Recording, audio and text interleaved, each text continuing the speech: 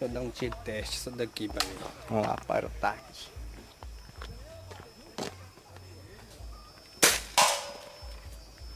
Menos acertar a placa, acertei.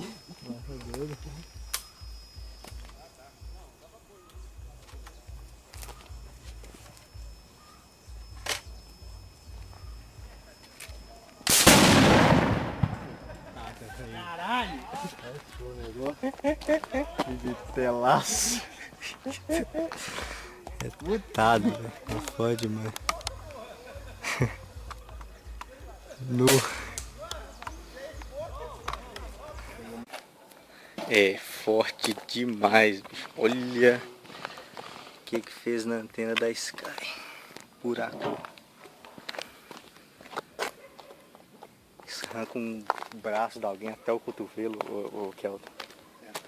Papelzinho.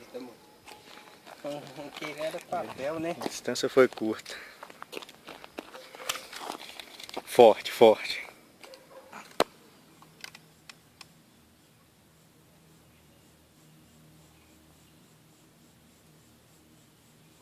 Ajustar o paralaxe que tá errado.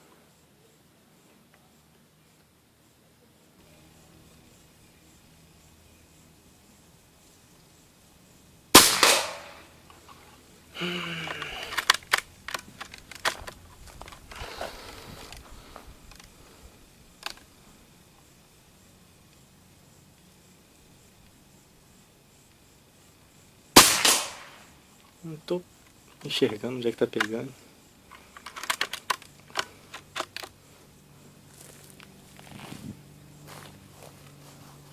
Pegando do lado esquerdo, ó.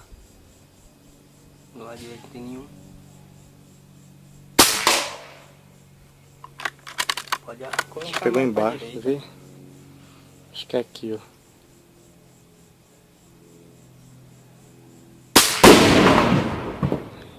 Tá, do véi. Não tem condição não, véi. Você fode demais. Eu achei porque tava lá de baixo, cara. Daí o barulho ecoa mais. É porque ela tava regulada pra tirar lá em cima, mudou o ângulo totalmente. Por isso que deu essa diferença. É forte, viu? Du.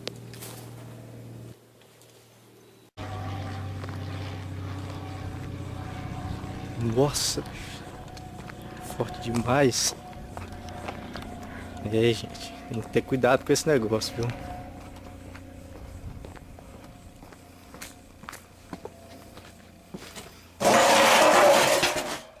Ó.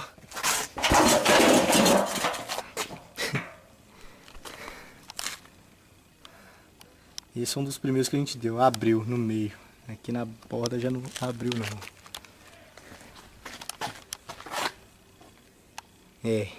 É bruto mesmo o trem.